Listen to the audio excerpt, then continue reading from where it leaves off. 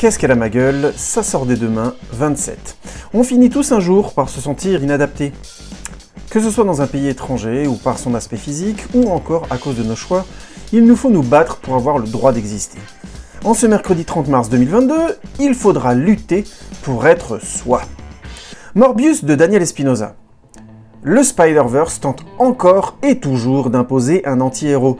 Après l'étrange duologie Venom, c'est donc Jared Leto qui a risqué à nouveau son image après son Joker massacré par la production de ce même Morbius.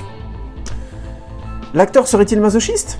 En tout cas, Daniel Espinosa, le réalisateur, souffle le chaud et le froid.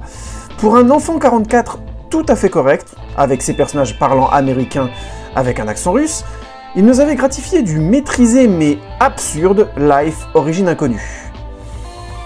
Espérons que le vampire finisse par mordre. Leto le mérite, c'est un acteur qui prend des risques. Sonic 2 de Jeff Fowler. Étonnant de voir ce personnage devenu secondaire dans le monde du jeu vidéo avoir son adaptation respectueuse au cinéma, par les Américains qui plus est. Nous voilà déjà au deuxième opus d'une saga inattendue, surtout après un premier épisode tout juste sympathique.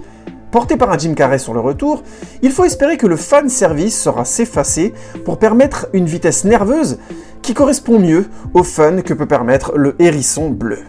Cyrano de Joe Wright. Intéressante idée que de remplacer l'appendice nasal de notre héros gascon par la petite taille du héros Lannister. Moins intéressante par contre, celle de proposer une comédie musicale pour traduire le verbe de Rostand. En même temps, j'imagine que les Anglais doivent bien rire de nous et de nos multiples adaptations de Shakespeare en langue de grenouille.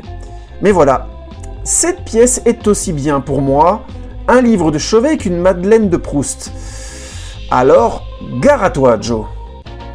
Et vous, quel sera votre combat cette semaine ?